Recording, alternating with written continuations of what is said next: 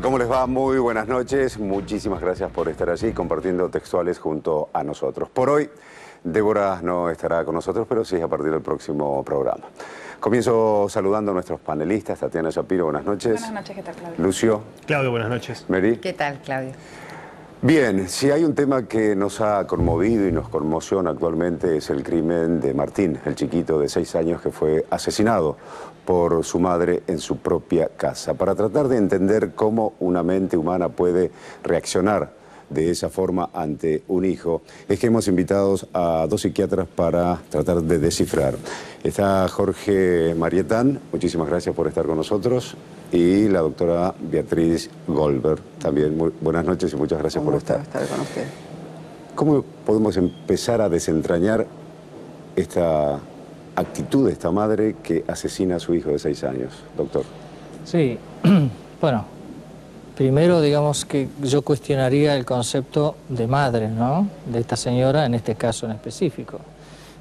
Porque la madre está, ¿no es cierto?, el concepto de madre que tenemos en Occidente es aquella que cuida, ¿no es cierto?, a su hijo, lo protege de cualquier tipo de posibilidad de daño. Sí. Y lo rodea de un cariño muy especial, ¿no es cierto? En este caso se ha saltado ese valor ancestral para nuestra cultura y se ha procedido a eliminar al hijo, así que el maternaje, como llamamos técnicamente, no se cumple en este caso. Y bueno, podríamos decir una mujer que mató a su hijo, sería más apropiado. Surge que, está bien, ha sido la madre biológica, pero la madre tenía un comportamiento anterior, creo que esto manifestado por los vecinos del lugar donde vivía, que era una madre dedicada a sus hijos, que los cuidaba. En definitiva, ¿hubo allí como, doctor, un cortocircuito en esa cabeza, por decirlo de alguna forma? No. No es que hubo un cortocircuito, sino simplemente que esto es un continuo que se da en un tipo de personalidad especial, porque no nos cabe ningún tipo de duda, ¿no?, de que se trata de algo especialísimo esto, a tal punto de que una mujer mate a su hijo convoca emocionalmente a toda la sociedad y estamos haciendo todo este tipo de cuestionamientos, ¿no? O sea que es un caso excepcional. Y el hecho de que esta mujer en su conducta habitual, según lo que tengo información de las personas que estaban allegadas a ella, era una conducta, digamos, que no sobrepasaba lo normal. Era una mujer atildada, incluso simpática, agradable, y muy cuidadosa de su vestimenta y la vestimenta de los chicos. Así que no mostraba ningún signo de lo que después se desencadenó, ¿no? Doctor, ¿y cómo desencadena en esta situación esta mujer que describía así el doctor? Claro, yo coincido con el doctor en varias cuestiones, pero yo creo que hubo algunos signos de alarma porque creo que además de ser dedicada por ahí, en las cuestiones técnicas, porque muchas madres son cuidadosas en las cuestiones técnicas, digamos, de la alimentación, digamos, del cuidado de la vestimenta, pero no solamente en la parte psíquica en cuestión de cuidado o de ser continente del hijo, o sea, por ahí con momentos de agresividad de acuerdo a lo que estaba ella en el momento. O sea, si bien parecía normalmente, no estuve en contacto con ella como para decir, pero por videos que vi que ella aparentemente tenía una conducta aparentemente normal, donde racionalmente estaba bien, yo creo que había una hija, que no tenemos que desechar el tema, que a una hija del medio ya se fue a vivir con el padre porque ya tenía problemas de convivencia o cierta agresividad, y los otros 2 chicos, por ahí no era una agresividad continua, pero era un narcisismo muy fuerte donde estaba muy centrada en sí misma, ¿no? Y en sus propias necesidades, aunque los cuidaba, digamos, en cuanto a lo exterior y guardaba la forma, yo creo que sí. C5N ha podido acceder a la escena del crimen obteniendo así imágenes y fotografías también de lo que hizo esta mujer. Quiero que vayamos analizando eso con ustedes. Estas son prendas, allí hay ropa tanto del chiquito Martín como del ex marido que habían quedado en esa casa y con aerosol pintadas. ¿Por qué esta reacción de mostrar así estas inscripciones allí en las paredes, doctor? Bueno, que todo este tipo de, no esta que usted dice mujer despechada, sino es todo un cierto mensaje, no está dirigido exclusivamente al marido, ¿no? Y muestra un alto grado de agresividad en todo lo que yo veo aquí. Sí, una agresividad muy contenida durante mucho tiempo. Se ve no solo un despecho, sino, bueno, herida al narcisismo se ve por un tercero que aparece, ¿no?, en la historia, ¿no? Ahí hay una palabra que me llamó mucho la atención en inglés, que es enjoy, que sería traducido al castellano, claro, que lo disfrutes. Lo disfrutes. Diferente al resto donde lo acusa al exmarido de un montón de cosas, o el mensaje que le está dejando a la hija de 15 años, es que lo disfrutes. Es como algunas mujeres... Es irónico, humor negro. Es totalmente irónico, que como algunas mujeres dicen, bueno, ya que lo tenés, disfrutalo, pero en sentido de no sabes el paquete que te llevas, algo parecido a eso, ¿no? Claro, que con todo este contenido es muy difícil disfrutarlo, o disfrutar tu vida ahora. Yo creo que está muy ligado a lo que es la vida actual que tiene una nueva pareja y que no lo puede procesar, que bueno, por supuesto que esto es difícil de digerir para muchas mujeres, pero en un caso tan extremo como este, donde no hubo diálogo, yo creo que esta pareja no ha tenido diálogo suficiente en ningún momento, y la separación fue como un modelo de la pareja tóxica que han tenido toda la vida, ¿no? ¿Pero se resuelve de esta forma? No, por supuesto que no. Esto es una forma horrorosa. Yo creo que, bueno, hubo una denuncia de este hombre que por ahí... Pero lo que pasa es que yo creo que en ninguna cabeza cabe fácilmente que si bien uno puede estar nervioso con un hijo, que pueda llegar a matarlo. Esto creo que es algo que en una mente humana, y sobre todo a alguien que convivió con el otro, le cuesta procesar que esta persona va a hacer un acto de esta categoría, ¿no? Que, por supuesto... Porque si bien el padre no ha hablado y no sabemos concretamente las reacciones que ha tenido ante esas amenazas que sufrió, uno dice, si uno se entera que están tus hijos amenazados, que los van a matar, pero con indicios ciertos, buscas la forma de quedarte con tus hijos, sino que se queden a solos, más cuando son, como en el caso de Martín, de tan solo 6 años. Esas amenazas siempre existen en forma verbal, doctor. Sí. Pero nunca llegan a concretar, claro, casi nunca, mejor dicho. En el imaginario, ¿no es cierto?, uno es mucho más agresivo que en los actos, sobre todo en este tipo de rupturas, donde una persona queda... ligada todavía a la otra, así que no está de acuerdo con la separación, ¿no? Entonces esto es muy común en la mayoría de este tipo de separaciones donde hay conflictos. Pero de ahí, de pasar del imaginario a los hechos, es un enorme paso, ¿sí? Y acá lo que se muestra es que estamos frente a una mente totalmente atípica, ¿no? Muchas madres me han dicho, ¿no es cierto?, bueno, pero esto es imposible, es decir, no puede una madre hacer esto. Y efectivamente, una madre no lo puede hacer. Pero lo hizo. Tiene que ser una persona muy especial, ¿no? Una psicópata. Ahora vamos a escuchar el momento que ella reconoce que asesinó a su hijo y la causa por lo cual lo hizo. Vea este tape. Adriana, ¿vos mataste al nene? Sí. ¿Por qué motivo? Por cagar al padre. ¿Para vengarte? ¿Para vengarte de tu marido? Sí. Párate, por favor. Habla de venganza y además una voz ni siquiera perturbada, digamos, el timbre de voz o la intención de voz por lo que estaba viviendo. De ninguna manera está perturbada. Eso es está como cuando dice fría, calculadora, como... Sí, perfectamente. Es más, lo ha planificado. Es una idea que ha trabajado durante bastante tiempo, incluso de ahí es que el padre hace la denuncia, ¿no? Hace unos meses antes. O sea que es un proceso que se va desarrollando, va creciendo hasta que se termina en esta culminación. La elección de matar al varón es una elección propiamente dicha, porque llama la atención la leyenda que dice Flor, siempre te amaré, disfruta tu vida, que es para una de las hijas.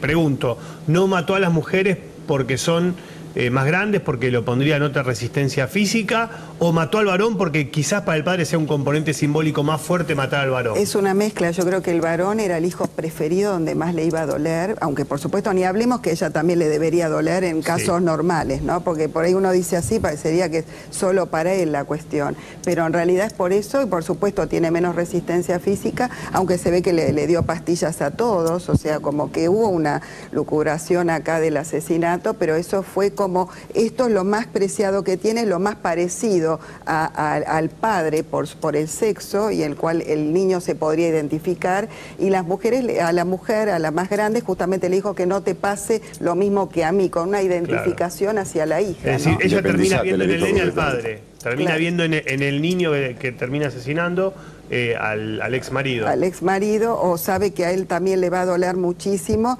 su hijo preferido, entre comillas, si es que se puede hablar de un hijo preferido, ¿no? Y a ella le pegó donde más dolía. Más le dolía. ¿No? ¿A ella le va a doler en algún momento? El mensaje que anotás vos ahí sobre la hija, ¿no? Le deja un estigma bastante importante contra lo masculino, ¿no? Sí. Es decir, mirá, la vida con los hombres es... O sea Independizate, le dijo. Claro, o sea que le está señalando un camino absolutamente como negativo para que después pueda conformar pareja ella, ¿no? Como que la dependencia emocional es muy jorobada en una persona, una mujer. Pero una mente psicópata, ¿no? Sí. ¿Cómo se construye una mente psicópata? ¿Es químico o es antecedente psicológico? Por ejemplo, una mala infancia, un abandono... ¿O es algo químico que en un momento se te produce en la cabeza? No. Yo que me dedico a investigar todos estos asuntos, no hay nada relacionado con el medio ambiente que fabrique un psicópata. ¿No? Esto es... No, pero químico en la cabeza me refiero, que pero te estoy contestando la base. Es decir, no hay nada que fabrique un psicópata. El psicópata nace así. Esa fue la forma que son incorregibles y imposibles de modificar, ¿no? A ver, defíname una persona psicótica.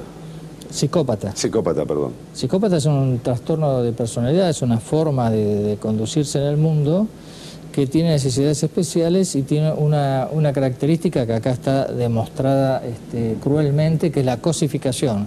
Es decir, ver a las otras personas no como personas con sus derechos y sus posibilidades, sino como objetos para ser usados, ¿sí? Y acá ella usó, ¿no es cierto?, a su hijo como un mensaje, o sea, lo cosificó de tal forma que era un mensaje de dolor para su expareja, ¿no? Máxima cosificación. Igual acá hay una pequeña mezcla porque todos los psicópatas por ahí son con todos los demás, pero no con los hijos tan así abiertamente en cuanto a matarlos. Muchos psicópatas matan a otras personas, pueden ser pareja, pero no hijos, ¿no? Acá es un componente peor. ¿Tienen algún tipo de valores y principios estas personalidades? Sí, totalmente. Tienen sus propios códigos, se rigen por sus leyes. ¿Qué códigos tienen, por ejemplo? Son códigos propios. Por ejemplo, uno de los códigos es el que acaba de ver en este video donde el periodista le hace la pregunta, sí, y uno ve esa frialdad, ¿no? Esa frialdad indica que la persona está totalmente consustanciada con su acto. Y eso es un código propio. ¿Sí? Lo que hice fue correcto. Para ella fue correcto. Para el resto de nosotros me parece una aberración.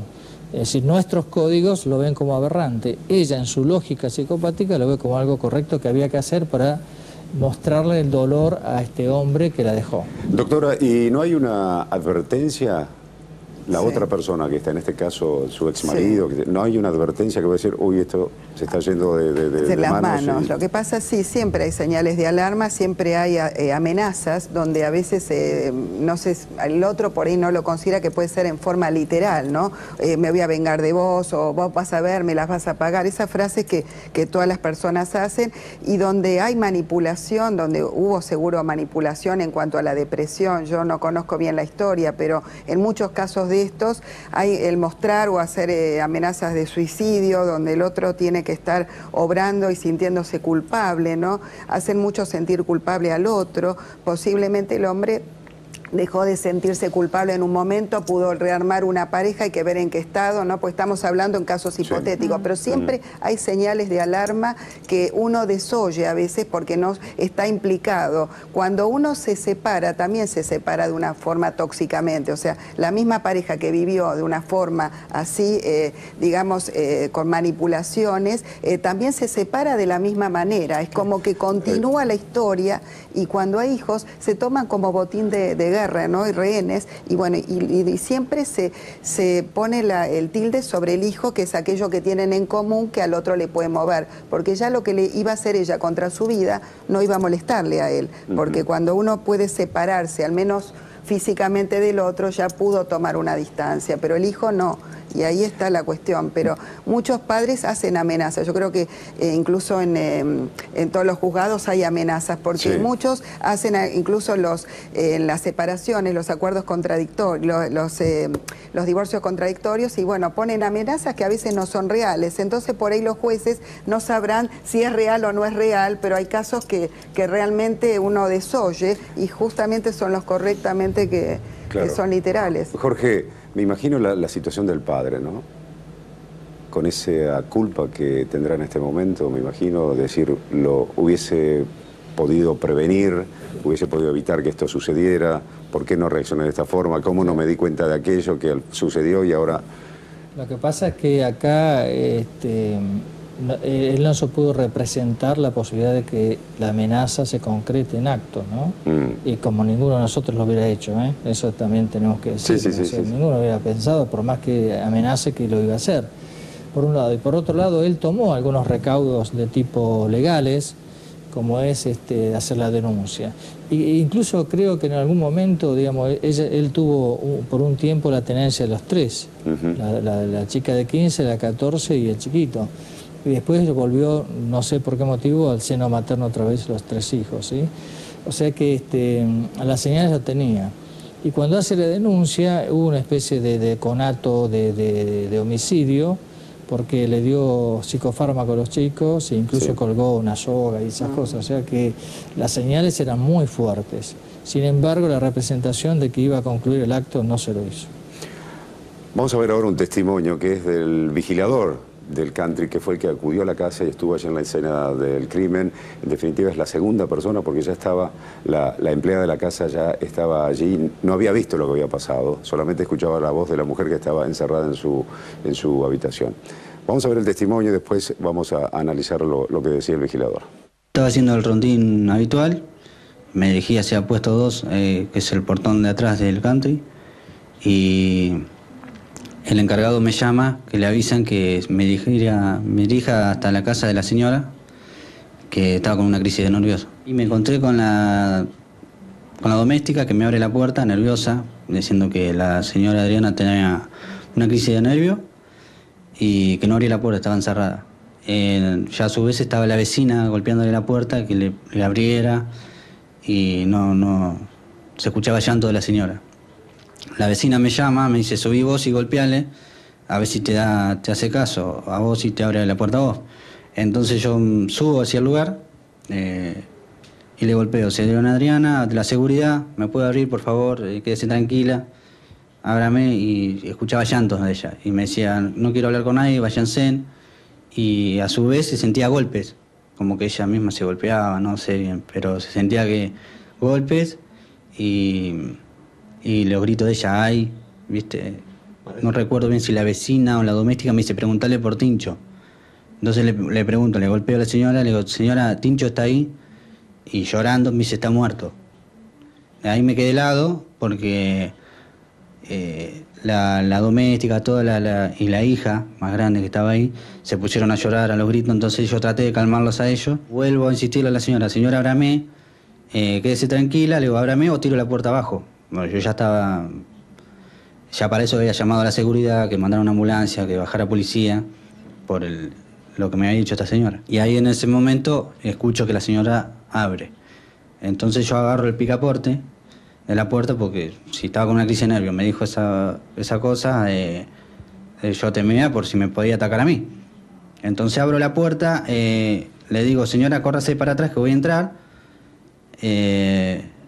Ella me mira así, me dice, estoy mal, llorando, toda ensangrentada, tenía un golpe acá, como un chichón, como reciente, y ensangrentada, las muñecas cortadas, todo lleno de sangre. Entonces le digo a la doméstica, ¿tenés guantes descartables? Porque la señora está ensangrentada, está herida. Me alcanza un par de guantes, no eran descartables, pero eran guantes de trabajo. Trato de ingresar y le digo, señora, córrase que voy a ingresar. Y quédese tranquila, váyase a la cama y respétese que ahí viene la ambulancia. Ella se desmaya, entonces me acerco a ella, le tomo el pulso, y estaba muy mal, muy conmovida, y le digo, señora, ¿dónde está Tincho? Me dice, está muerto. Entonces yo, a verla que estaba ella ahí muy en el piso, desmayada, o sea, no desmayada, pero me hablaba, ella susurraba, y me dirijo a la habitación y veo las pintadas, y el nene no lo encuentro. Y ya cuando asomo al baño veo el espejo escrito, sé que con un labial, no alcancé a leer, vi que estaba escrito, veo un atado de cigarrillo en el coso del lavatorio y una navajita de esas multiuso con sangre. Y ingreso al baño y me encuentro con la criatura ahí bajo el agua. Este tape, lo que yo quería rescatar de este tape es lo que hablábamos el otro día, Hugo, en el sentido de la escenificación. Claro. Como demostrarse como víctima también. Exactamente. Que en el sentido, ¿quiso suicidarse realmente o estaba escenificando allí esa situación concretamente? Si hacemos el raconto de todo lo que es esta persona, con la frialdad y el sistema de códigos que usa y la fortaleza que tiene con respecto a la ejecución de actos tan tremendos como ahogar a su propio hijo, si hubiese querido matarse lo hubiera hecho con la misma contundencia que usó para matar a su hijo, ¿sí? Dado que se ha tomado unos comprimidos de psicofármacos y ha hecho algunas heridas leves, concluimos que esta es una escenificación, ¿no? Una puesta en escena de cómo me quise matar o intenté matarme, ¿no? Una cosa así. No es creíble. Doctora, ¿te piensa lo mismo también? Como un arrepentimiento, sí, yo creo que sí, que ella hizo como una amenaza de suicidio donde ella, bueno, trató de trasladar que la víctima era ella.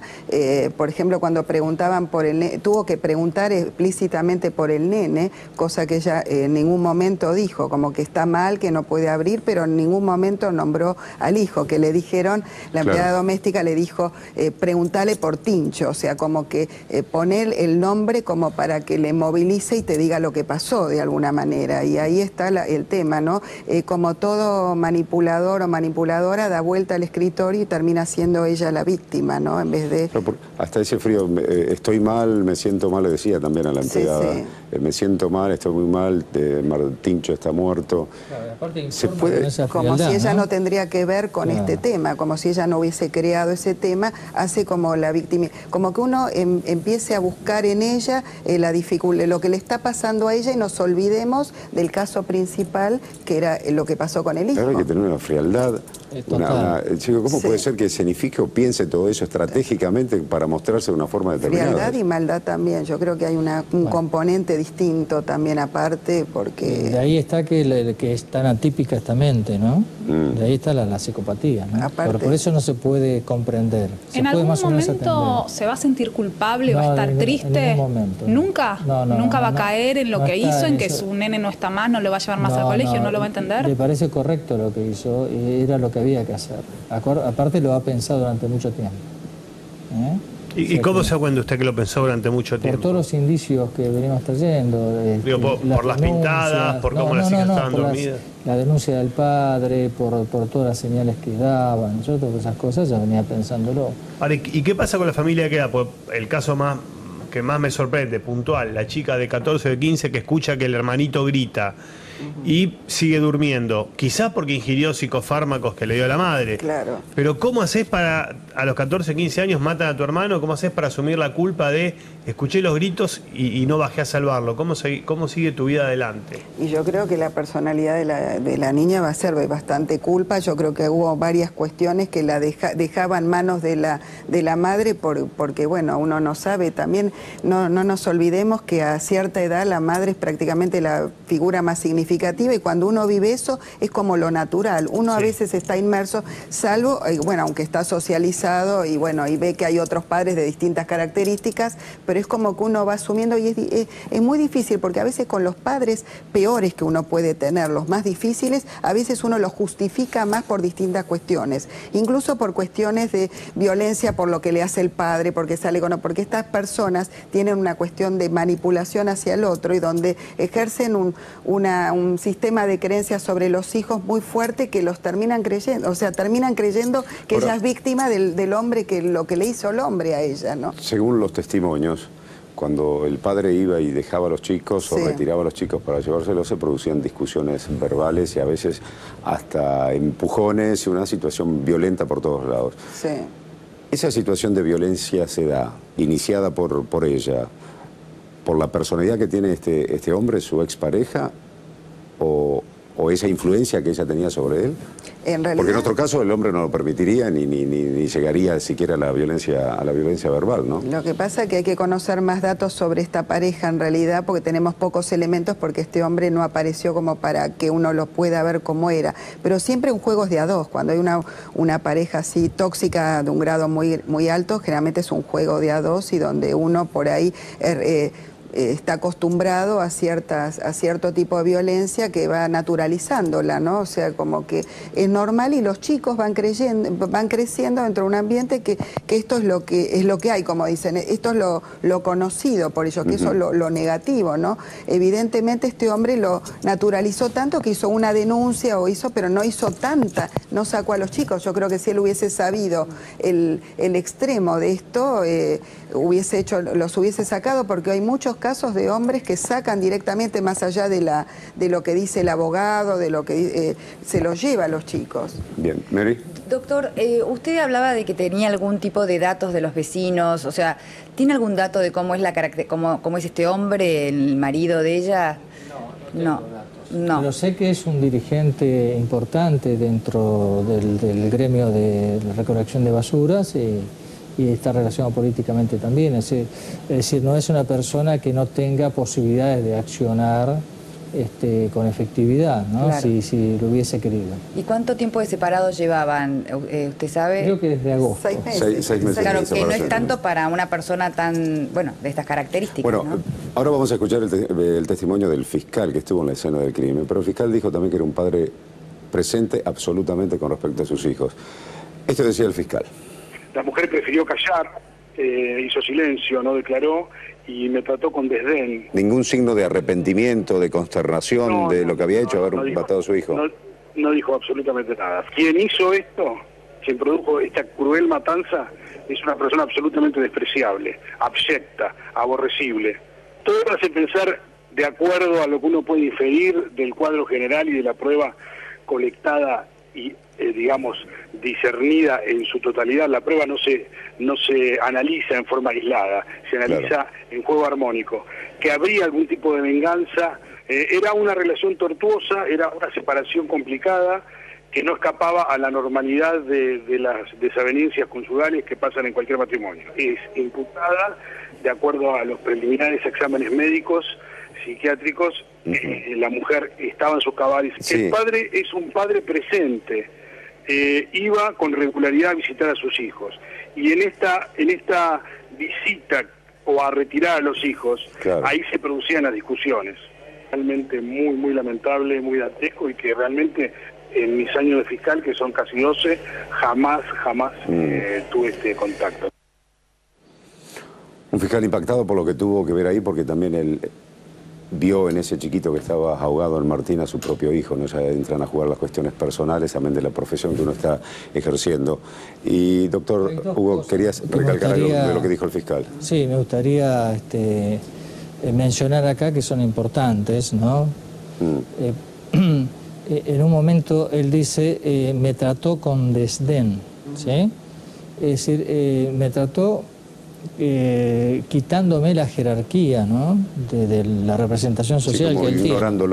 Ignorándolo totalmente. Eso es muy propio de los psicópatas.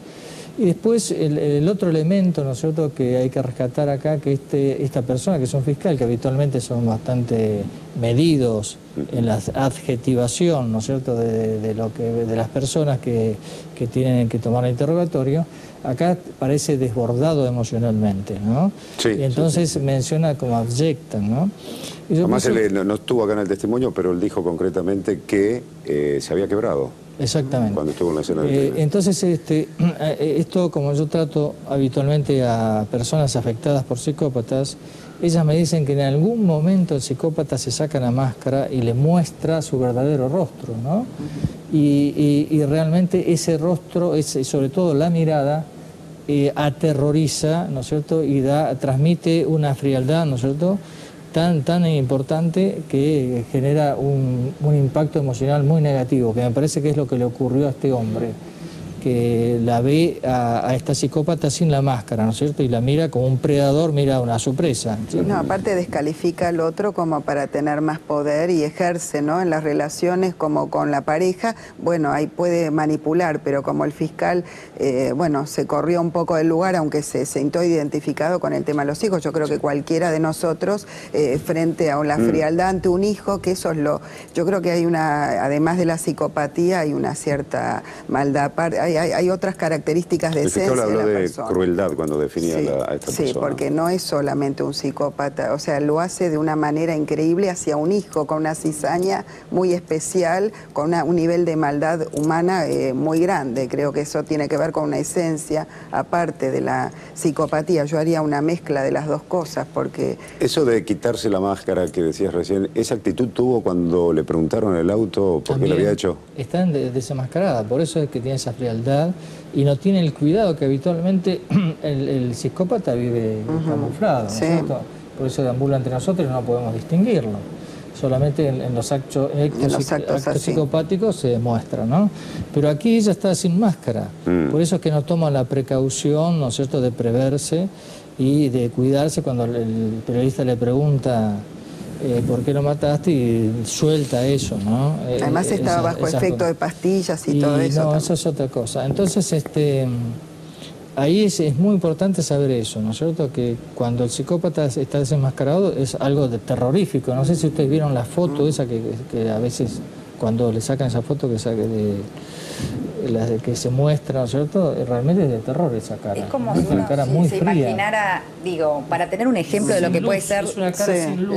La cara de un psicópata en El silencio de los inocentes, en la película, esa película que muestra un tipo que, bueno, que era un psicópata. ¿Esa sería la cara de un psicópata, doctor? Claro, la cara la tenemos acá, si alguna vez, bueno, ahí está. Esa es una cara fría, sin luz, sin el esplendor, ¿no es cierto?, de lo femenino. Es una cara, ¿no es cierto? Y lo que ella le dice al colega de Telefe, que le dice, lo hice para cagar a mi marido, lo hice para él. Ella siente una especie de goce, de placer en confesar justamente es el lo que placer del psicópata, claro. Ese es el placer de todo, ¿no es cierto? Que ella muestra su placer. Todavía está en la fase de placer. Es decir, maté, hice lo que quise, lo que necesitaba hacer y está en la fase de placer. ¿Y cuánto le dura esa fase? ¿Hasta que entra a la cárcel o hasta que se da cuenta que el mundo le va a cobrar lo que hizo? Hasta que se dé cuenta que debe cambiar eso, con la ayuda, por supuesto, de la abogada defensora, que le va a cambiar los argumentos. Ahora, ¿por qué sí lo dice ante un cronista y no lo dice ante el fiscal? Porque ante el fiscal no quiso declarar. Claro, no quiso declarar, tal vez porque el fiscal no... Aparte porque lo vio, y es muy interesante el tema de presa-predador. Es decir, ella lo vio, ¿no es cierto?, como una presa, lo disminuyó. Él mismo lo llega a declarar, ¿no es cierto? Me trató con desdén, después dijo otra cosa más, casi como un enfermero, dice, ¿no? Él se sintió disminuido por la presión, ¿no es cierto?, depredadora de la psicópata, que hay que vivir eso, que es muy terrorífico, ¿sí? Entonces por eso sale la persona tan descompensada, e inclusive lloró, ¿no? O sea, es como que ella sigue manejando la situación, dice, con vos no, con el cronista sí. Claro. Ella manipula. O sea, usted dice que se nace psicópata. No se hereda, no. Es así, o sea, no. Es por mutación genética. Esa es una hipótesis, ¿no? Ojo.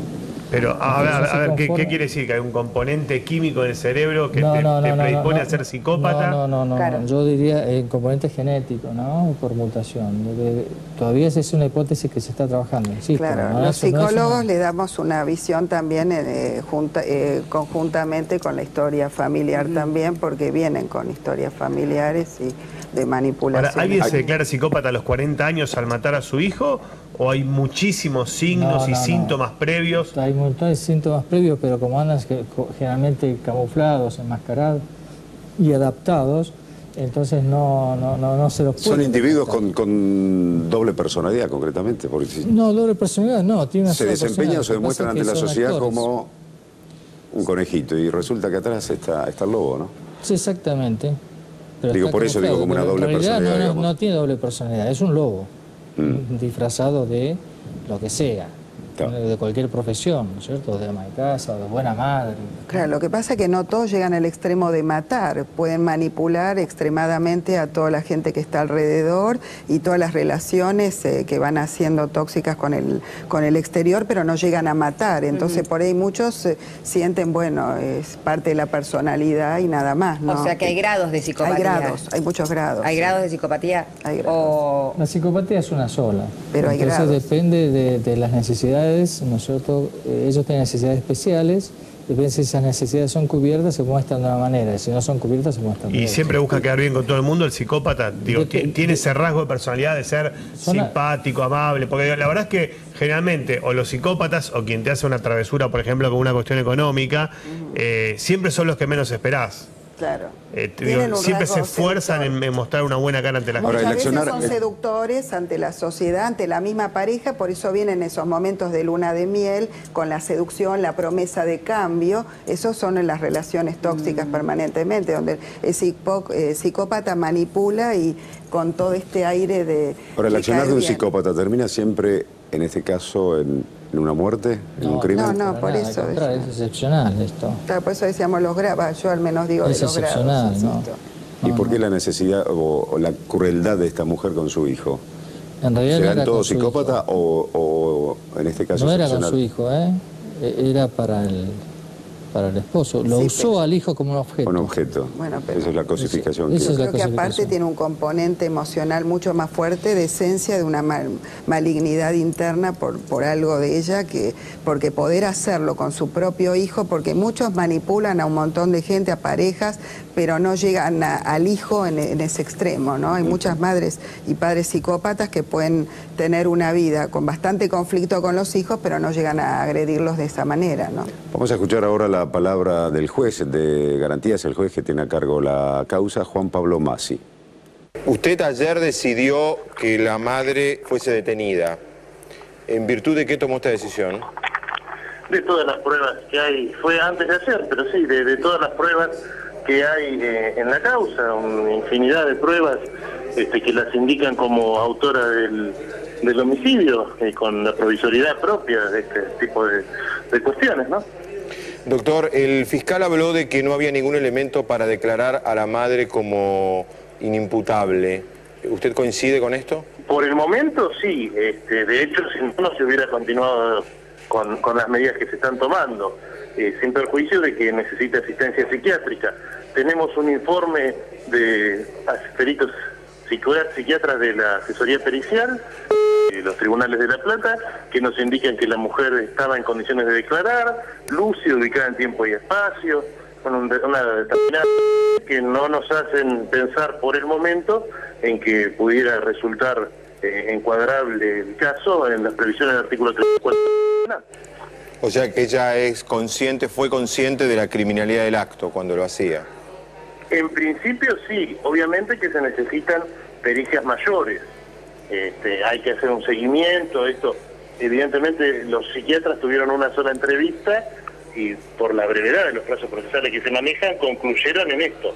Ahora, si después de otras pericias más profundas, más extendidas en el tiempo y demás, concluyen otra cuestión, bueno, se resolverá en consecuencia. Hoy por hoy es lo que hay. ¿A qué hora sucedió todo?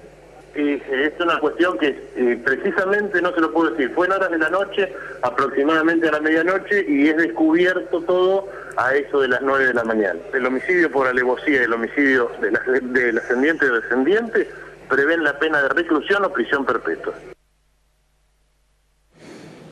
Reclusión o prisión perpetua. El juez también dijo que la única alternativa para esta mujer es la reclusión perpetua. También como así, dejando de lado toda la formalidad judicial, que un juez no puede emitir opinión, en definitiva no va a ser él el que condene a la mujer, sino un tribunal en un juicio oral y público, pero se lo ve como una persona joven, como es este juez, también desbordada por la situación y más opinando como hombre, como padre en definitiva, que como magistrado, ¿no? Además puede atentar, creo que ante otras personas y ante sí misma, que sería, bueno, lo de menos, pero podría atentar contra otras personas también, en un grado de locura así.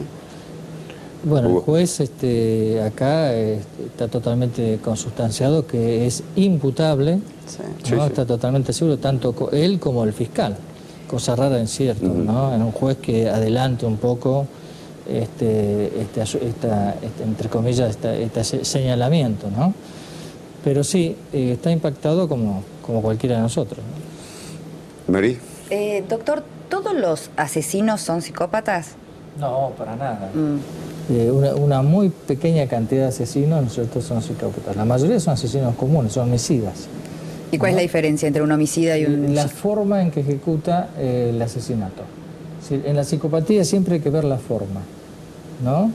El asesino común lo hace con un propósito, es decir, para sacar dinero, para robar o simplemente por venganza. Pero en el psicópata está a la muerte en sí se le agrega el placer y un rito, ¿no es cierto?, que realiza antes de... Ahora, en los dos casos, doctor, hay un disvalor por la vida absoluto, porque el delincuente para robar, ahí también está como cosificando a esa persona que está enfrente. Es un objeto y si no me importa destruirlo o matarlo con tal de obtener lo que yo quiero, ¿no? Sí, pero en el asesinato, digamos, que pasa que hay que entender que el psicópata no ve a las personas como nosotros vemos a las personas con sus valores. Claro. Y el cuidado que se tiene, el tema de la empatía, colocarse en el lugar del otro, si hago esta acción voy a dañar de tal manera. Si uno tiene un montón de pensamientos y de represiones frente al otro y de respeto sería, ¿no? Frente a la vida humana, ¿no? O simplemente sobre los valores de los otros. El psicópata ¿Cómo fue la noche? El psicópata no ve eso. El psicópata ve a una persona como un objeto a usar. A ver, ¿de qué manera puedo usar a esta persona o aquella? ¿No? ¿Me sirve esta o no? Es decir, lo ve como un elemento de utilidad. Ahora, ¿cómo fue la noche de esta persona? Porque a mí me sorprende muchísimo el testimonio del juez cuando dice, ocurrió alrededor de las medianoche y esto se descubrió a las 9 de la mañana.